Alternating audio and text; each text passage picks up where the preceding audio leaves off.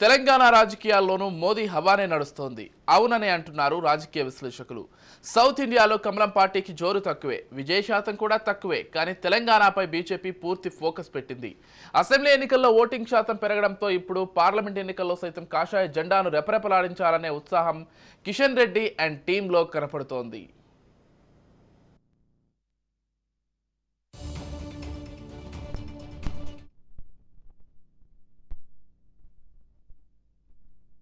కానీ విజయానికి ఉత్సాహం ఒక్కటే ఉంటే సరిపోదు కదా. అందుకే ఇప్పుడు బీజేపీ క్యాడర్ పూర్తిగా మోదీ చరిష్మా పైన ఆధారపడింది.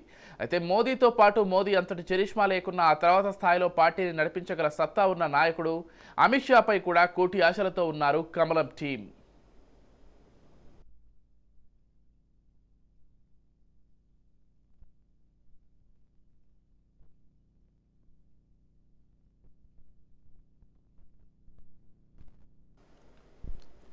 తెలంగాణ రాజకీయాల్లోనూ మోదీ హవానే నడుస్తోంది.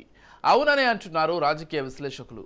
సౌత్ ఇండియాలో కమలం పార్టీకి జోరు తక్కువే, విజయ శాతం కూడా తక్కువే. కానీ తెలంగాణపై బీజేపీ పూర్తి ఫోకస్ పెట్టింది.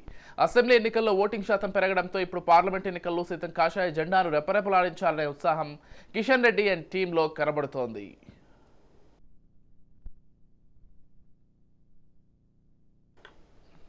కానీ విజయానికి ఉత్సాహం ఒక్కటే ఉంటే సరిపోదు కదా. అందుకే ఇప్పుడు బీజేపీ క్యాడర్ పూర్తిగా మోదీ చరిష్మా పైనే ఆధారపడింది.